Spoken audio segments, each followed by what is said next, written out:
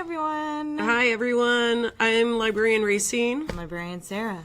Welcome to ICTBC, our November. It's November, right? It's November. Our November edition of ICTBC. And as you know, the cold weather is coming. We read a very cold book. Not cold, like it was. They climbed Everest. It was rough. It was cold. Difficult conditions. Hasn't been that bad here. It's still very much fall. Today we're talking about Into Thin Air Thank by you. Jon Krakauer. It was an amazing book. It was. It's a fantastic read. Adventure story, disaster story. So Jon Krakauer, it's his story of his trek climbing Mount Everest and the difficulties that they faced, and then a storm blows in as they're reaching the summit, and it ends in very tragic circumstances. It was difficult to get through some of these parts, but it was also a very human story. I don't know, Racine, what do you think? Well, okay, we live in Kansas. We do. Statistically, flatter than a pancake. Yeah, they did that study. It's been proven. So, okay, this book came out 20 years ago. It did. They were sending faxes on the mountain. Right. And they had to haul all of this equipment in Yeah. order to record it, in order to get on the internet. Hey, we're going to get on this thing online. Yeah, they were calling it World Wide Web through the whole thing. Yeah. And we haven't said that for A long time. a long time. Well, and it was one of those books where it was like when it came out, I think Into the Wild had just come out. And I hate to say this, it sounds snobby, but Into the Wild was such a good book. I had no interest in climbing, and it was like I just didn't want to ruin the high that I had from Into the Wild, which just blew my mind. Does that make any sense? You needed to have to be able to sit with it for a while. Right. And I am so glad that we picked Marinate. this one, and that I've read it finally, because I think he's a wonderful writer. He's one of those guys that turns nonfiction into a read that's like fiction, where you are drawn into the story and you just ride along, and you're in the adventure with them.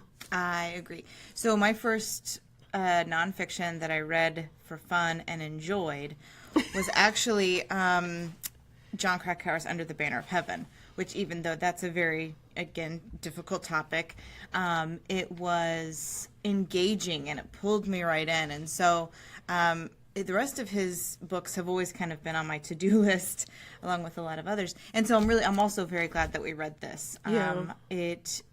He has a very compelling nonfiction style, so Yeah. I appreciate that. So Let's this talk book, about the story. The story. Let's jump in. he Lots to gets talk about. assigned by a magazine to climb Mount Everest. He was just going to go to base camp, and he was like, "No, I need to climb Mount Everest, and I need a year to condition." Which makes So sense. think about it. He's going to train to climb the world's highest peak.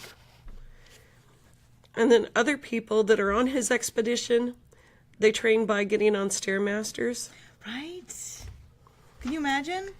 And like the conditions that they're talking about, right? Like the vertical climbing. No,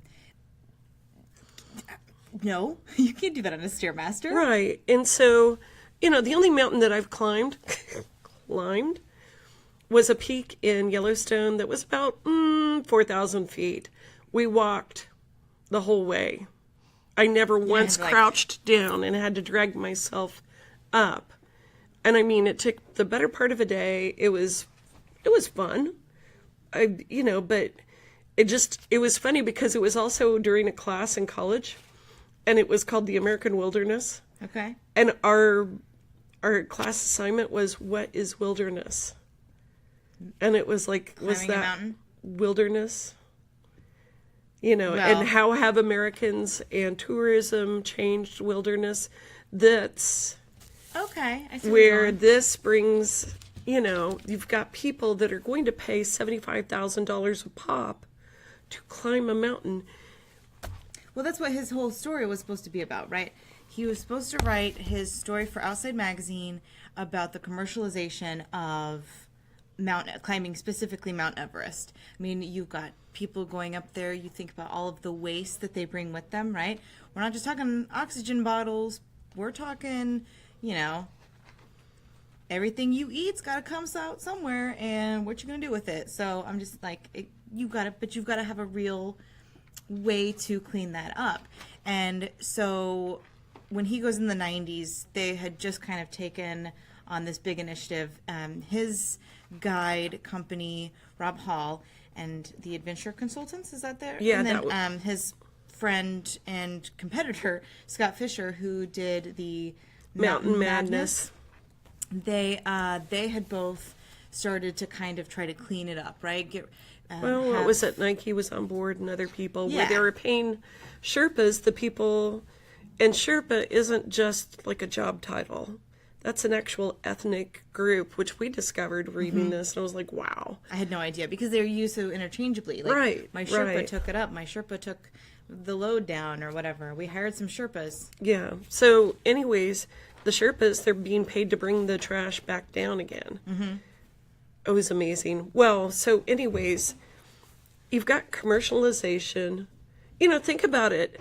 I'm going to pay you $75,000 where I may or may not do the thing that I've paid you to do.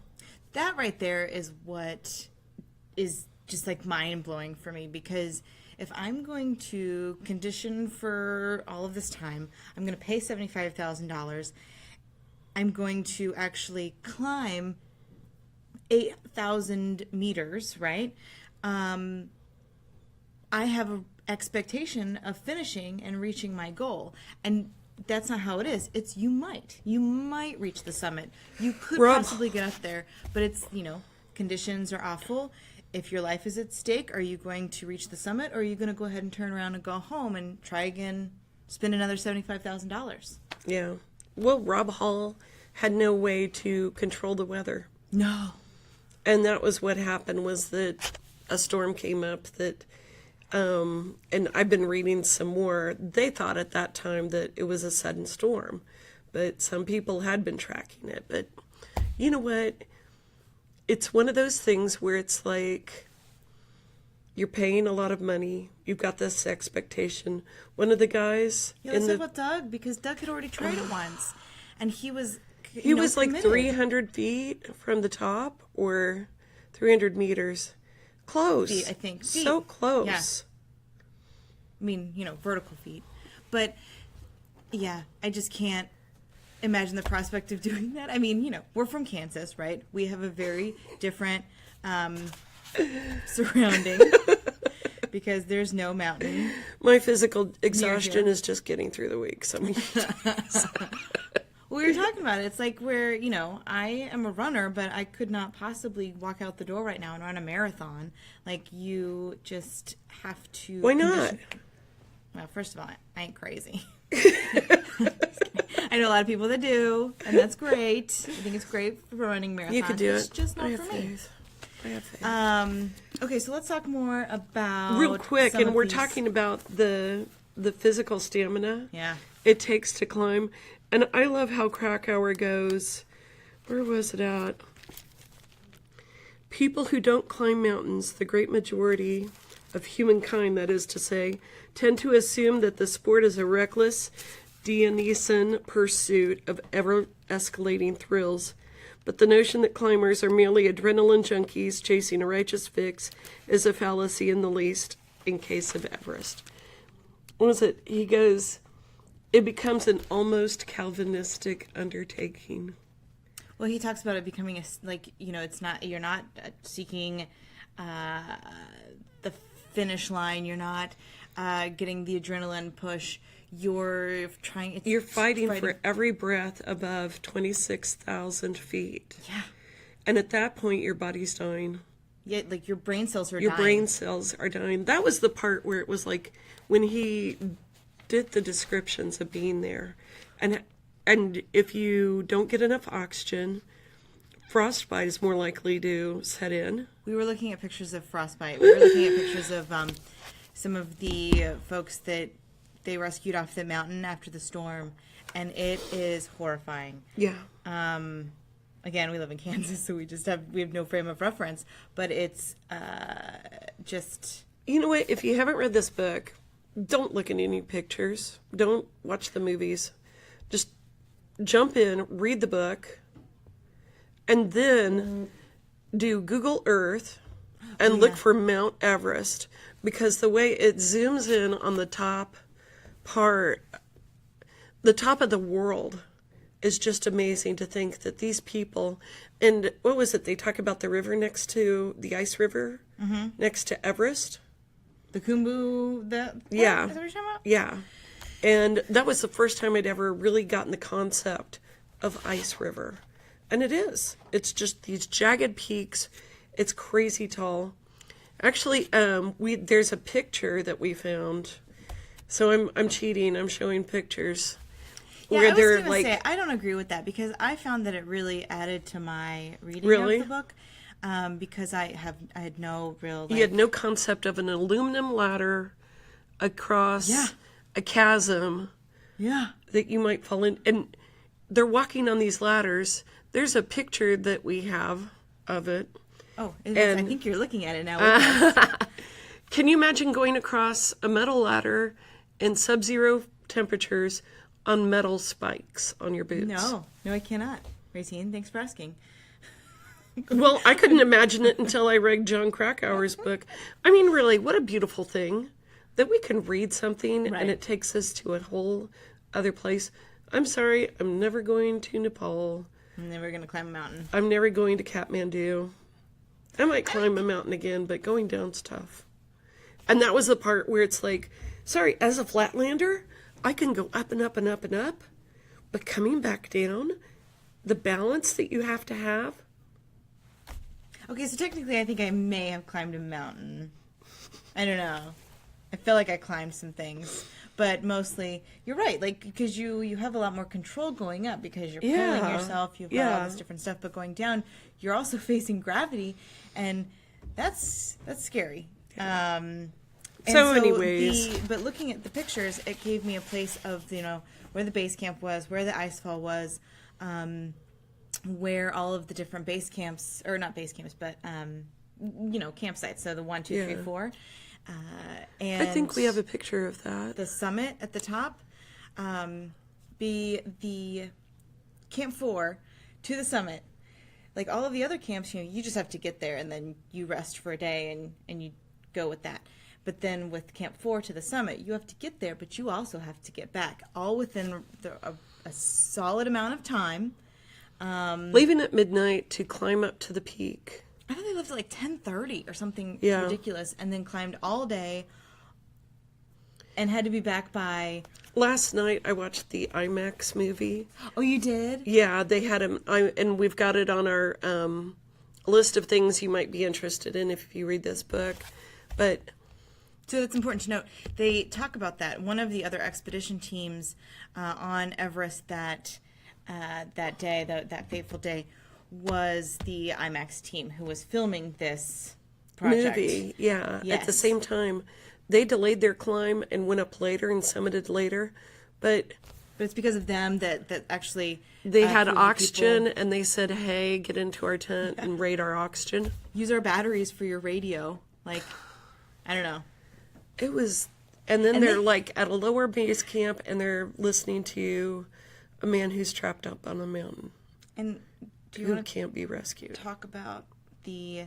God, there's just so many things to talk about. I think we're getting into the weeds here. So the awful decision that they had to make to leave Beck Weathers and Yasuko Namba, is that the Japanese woman? Where... Oh, God, I just can't even imagine having to face that decision.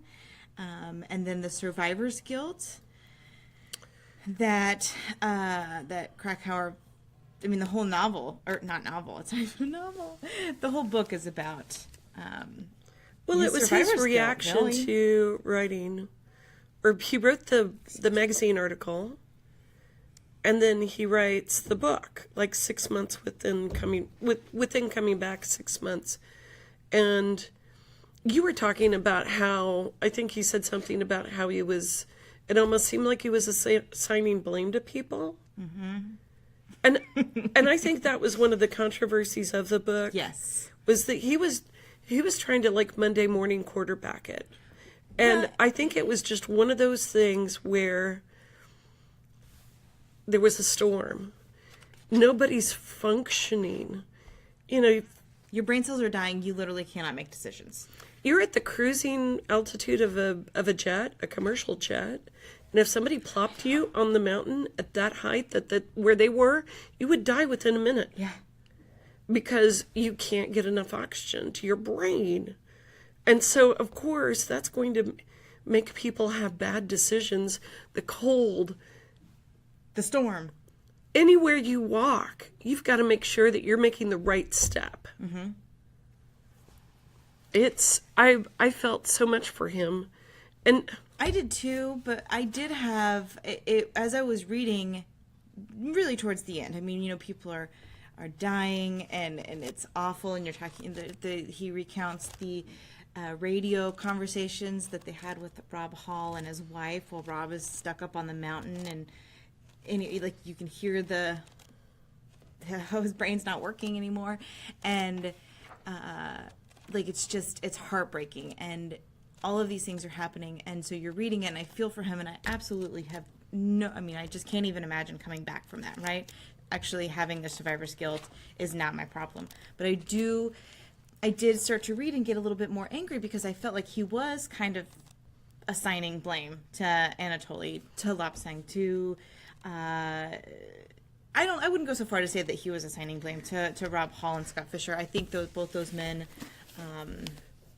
were it was the tragic loss on all fronts. Okay, so if he had waited 3 years to cool his heels and reflect, I think it was cathartic for him. I think this was a cathartic book, and but I think it also also had the emotional 1-2 punch. Explain. And so, because it was immediate, it was right there. His experience was fresh. Yeah. Oh, yeah. You could feel the rawness. Yeah. And so, okay, was that the best thing to do? Maybe not, but, or, you know, to do that Monday morning quarterback or the review of, you know, the catalog of what went wrong.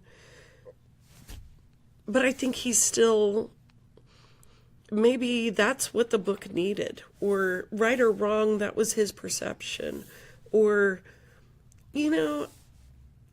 That's fair. I don't know that, I do know that when my feelings when reading it, I just was kind of like, whoa, dude, like, that's maybe not the right direction to go. Yeah. I mean, like I said, I cannot imagine coming back from that and having to face the of course, then too, it's like trauma. If you were in a car accident and somebody else was, you know, you thought that they were clearly to blame. I don't know. It's you take that on for a while, and after a while, it's like, maybe they were in a hurry to, or, you know, it's like, or I didn't realize that they had somebody in the hospital that they were driving really fast to get to, or, you know, there's other circumstances that maybe your account doesn't take into perspective. Correct. That's why I had a problem with it. Because he can't know. But, and, you know, he did, and he admits all of this. You know, I still thought it was a fantastic book and just an amazing story that I hope never happens to anyone that I know and love. But I did. So would you want one of your family to go? What if your brother wanted to say, hey, I'm going to go climb Everest? What would you say? Who's going with you? Are you going to take a phone? Yeah. Are you a team? Am I a team? No. Oh, yeah. Because they were clearly not a team. These were people that he had no idea of their skills, their abilities, their trustworthiness. But I feel like that's the whole thing that they do on those Everest teams. You know, like it didn't seem like anybody was cohesive. Scott Fisher's team wasn't cohesive. Yeah. the South Africans definitely weren't cohesive. Yeah. Did they even go up the mountain? I thought so. Not all of them. Some of them bailed right. with the base camp. Right. At base camp, they bailed. And it's like, I can't blame them either because, that's something where you're trusting another person to take your life into their hands. And that was one of the problems going up the mountain, was that they're on a guided tour. Step here, step there. Don't ask any questions. Yeah. Trust us implicitly. And then when things went south, nobody was there to tell them where to step. I know. It was like just all of the things that could go wrong went wrong. And it's, read this book if you haven't. And I know we're running out of time. comment if you have read Do you it have any because questions? Okay. So keep commenting along with us. We only brushed the surface of this book. It was... we could go on and on. It was really a great book. Do I keep talking? No, I'm just kidding. We won't. But we want to tell you about our next book that we're going to read. But absolutely, read this book if you haven't. Join the conversation in the comments. We'll keep reviewing them. And anyway, Racine, what do we read next month? Where'd you go, Bernadette? It's a story about a suburban mom in Seattle whose daughter wants to, speaking of, what was it? Tourism, adventure tourism. Okay. Her daughter wants to go to Antarctica if she gets good grades. Oh, nice. Don't know that would be my first choice. Yeah. Yeah. So anyways. Cool. But this is a light. Good, because we have had a couple of heavy We need books the some last light. couple times. But Yeah. anyway, good. Well, I'm excited. I haven't read this one yet. Bernadette has a breakdown and splits, and everybody wants to know, where'd you go, Bernadette? Where'd you go, Bernadette? By Maria Simple, and Didn't she come to Wichita recently? I think so. Nice. Maybe. Anyways, Okay. so Great. Well, we'll be reading that. That'll be our December choice. Third Wednesday of the month, 12:30, right here on Facebook. And any final thoughts? great discussion. Thank you. You're welcome. I thought we got a little tangled up in the weeds there, so I apologize if I got... But anyway, glad you could join us. We'll see you next month. Bye-bye.